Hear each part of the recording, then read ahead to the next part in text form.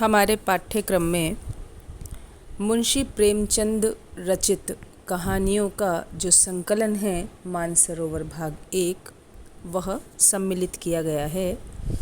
मुंशी प्रेमचंद की कहानियों के विस्तृत अध्ययन से पूर्व हमें यह जान लेना परम आवश्यक है कि कहानी किसे कहते हैं। विभिन्न विद्वानों ने कहानी की परिभाषा क्या दी है और साथ ही कहानी का जो उद्भव है वह कहाँ से हुआ है, किस प्रकार कहानी के विकास की जो पूर्व पीठिका है वह हमारे समक्ष आती है।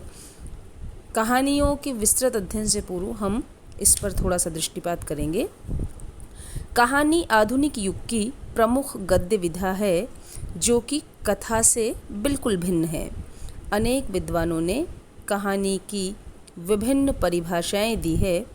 पाश्चात्य विद्वानों ने भी कहानी की विभिन्न परिभाषाएं प्रस्तुत की हैं, परंतु किसी ने अपने दृष्टिकोण द्वारा किसी एक पक्ष को उद्घाटित किया तो किसी ने दूसरे दृष्टिकोण से किसी एक पक्ष को।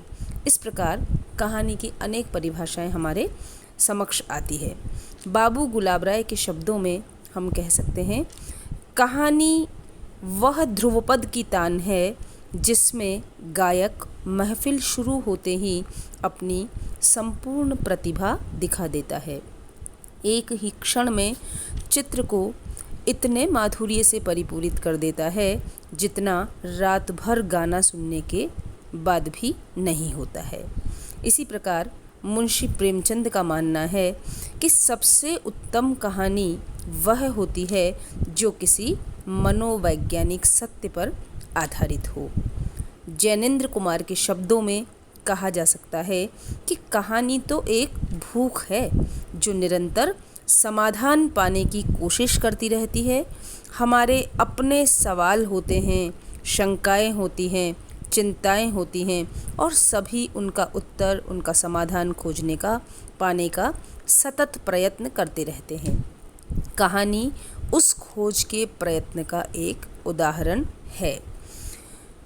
हजारी प्रसाद द्विवेदी जी ने कहा है कि नए युग ने जिन गुण दोषों को उत्पन्न किया है उन सब को लेकर उपन्यास और कहानियाँ अवतीर्ण हुई है।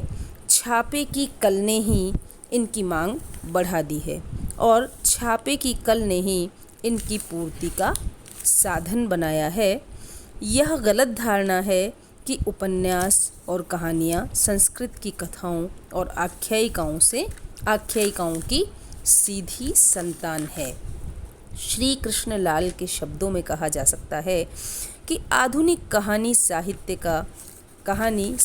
का एक विकसित कलात्मक रूप है जिसमें एक कल्पना शक्ति के सहारे कम से कम पात्रों और चरित्रों के द्वारा कम से कम घटनाओं और प्रसंगों की सहायता से के मनोवांछित कथानक, चरित्र, वातावरण, दृश्य अपने प्रभाव की सृष्टि करता है। अब हम हिंदी कहानी के विकास की पृष्ठभूमि पर यदि दृष्टिपात करें तो यह कहा जा सकता है कि कहानी आधुनिक काल में हिंदी साहित्य की अतीव समृद्ध विधा है। यह न केवल मनोरंजन की दृष्टि से अपितु जीवन के विविध कोणों को प्रस्तुत करने की दृष्टि से भी लोकप्रिय रही है। लोक जीवन में प्रायः सभी बच्चे दादी नानी से कहानी सुनने के लिए बचपन से ही उत्सुक दिखाई देते हैं। कहानी मानव स्वभाव के बड़ी अनुकूल पड़ती है। इसमें उसकी जिज्ञासा को शांत करने की बड़ी क्षमता पाई जाती है। पहले की कहानी में पशु पक्षियों, परियों, राक्षसों, देवताओं को भी सम्मिलित कर लिया जाता था। अब उसमें परिवर्तन आ गया है। जो भी हो, कहानी ने बहुत लंबी विकास यात्रा तय की है। यद्यपि इसके आधुनिक रूप का इतिहास बहुत छोटा है, परंतु प्राचीन रूप का इतिहास तो वैदिक काल तक पहुंचता है। अनादिकाल से मनुष्य कहानी कहता सुनता आ रहा है। जब मनुष्य ने आदिकाल में अपने चारों ओर परिवेश को देखा होगा तभी उसके मन में तरह तरह की जिज्ञासाएं उत्पन्न हुई होंगी। उसमें कौतूहल उत्पन्न हुआ होगा। मनुष्य में कल्पना शक्ति तो शुरू से ही रही होगी। परिणामतः उसने आप बीती और कुछ जग बीती को लेकर किस्से गढ़े और तब किसी न किसी रूप में कहानी चल पड़ी होगी। यदि वैदिक साहित्य से हम कहानी के संबंध के बारे में सोचें तो कहानी के बीज वैदिक साहित्य में भी उपलब्ध हो जाते हैं।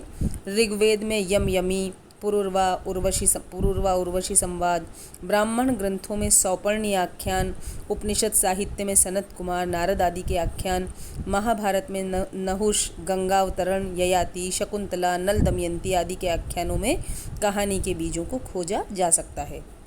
पुराणों और संस्कृत साहित्य में भी भारतीय प्राचीन कहानी के स्वरूप को खोजा जा सकता है।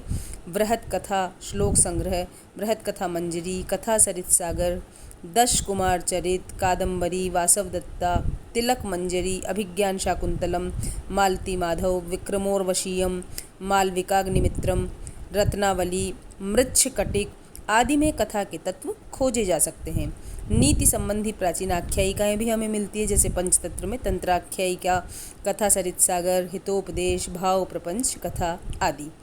पाली साहित्य में बौद्ध जातकों की अनेक कहानियाँ प्राचीन रूप में जानकारी देती हैं। इन कहानियों में धर्म, नीति, कर्तव्य, शिक्षा, विवेक, साहस, वैराग्य, न्याय आदि की चर्चा की गई है। तब से लेकर अब तक कहानी में अनेक पड़ाव आए हैं, अनेक मोड़ आए हैं। आज कहानी सभ्य मानव के जीवन की विविध कोणों का उद्घाटन करने में पूर्णतः समर्थ हो रही है।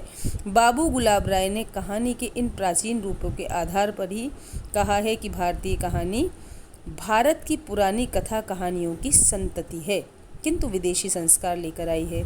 आचार्य द्विवेदी कहते हैं कि यह गलत धारणा है कि उपन्यास और कहानियाँ संस्कृत और आख्यायिकाओं की सीधी संतान है। कहने का तात्पर्य यही है कि कहानी का आरंभ रूप भारतीय रहा है, परंतु वर्तमान रूप पश्चिम की देन है। वास्तव में फ्रांस और रूस में क्रमशः मोपांसा और चेखव की आधुनिक कहानियों के पिता हैं। इन्हीं से वर्तमान कहानी का प्रारंभ होता है और इसका विभिन्न देशों में वहाँ की प्राकृतिक सामाजिक परिस्थितियों परिवेशों में अलग अलग ढंग से विकास हुआ। कहानी मानव जीवन के साथ साथ विकसित होती रही है। यदि हम हिंदी की प्रथम कहानी की बात करें तो आधुनिक हिंदी साहित्य में कहानी रचना का आरंभ प्रायः गोकुलनाथ द्वारा रचित 84 वैष्णवों की वार्ता और 252 वैष्णवों की वार्ता से माना जाता है। इन दोनों ही ग्रंथों में वैष्णव भक्तों की कथाएं वर्णित हैं। वस्तुतः आधुनिक हिंदी कहानी में जिन मानदंडों को स्थिर किया जा चुका है उन पर ये कहानियाँ खरी नहीं उतरती। इन्हें कहानी न कहकर चरित्र कहना अधिक युक्ति संगत है। इसी प्रकार जटमल की गोरा बादल की कथा में भी कहानी के तत्वों का अभाव है। 18वीं शताब्दी के आरंभ में मुंशी सदा सुखलाल के सुख सागर, लल्लू लाल की प्रेम सागर और सदल मिश्र की नासिकेतोपाख्यान की भी रचना मिलती है, किंतु इन सभी कथाओं में मौलिकता का नितांत अभाव है। डॉक्टर ब्रह्मदत्त शर्मा ने अपने हिंदी कहानी विषयक शोध प्रबंध में इंशाअल्लाह खां की रानी केतकी की कहानी को हिंदी की सर्वप्रथम मौलिक कहानी माना है, किंतु आधुनिक कहानी के तत्व इसमें भी उपलब्ध नहीं होते हैं और इसी कारण इसे मध्ययुगीन किस्सा गोई ही माना जाता है, कहानी नहीं। आगे चलकर राजा शिव प्रसाद ने राजा भोज का सपना नामक कहानी की रचना की, किंतु कहानी कला की दृष्टि से इसका भी कोई विशेष मूल्य नहीं है। सरस्वती के प्रथम अंक में किशोरीलाल गोस्वामी की कहानी इंदुमती प्रकाशित हुई, जिस पर शेक्सपियर के नाटक टेम्पेस्ट के कथानक की छाया दिखाई देती है। आचार्य रामचंद्र शुक्ल ने सन 1900 में प्रकाशित इंदुमती कहानी को ही हिंदी की प्रथम मौलिक कहानी माना है। हिंदी कहानी का जो क्रमिक विकास है उस पर हम अगले व्याख्यान में चर्चा करेंगे।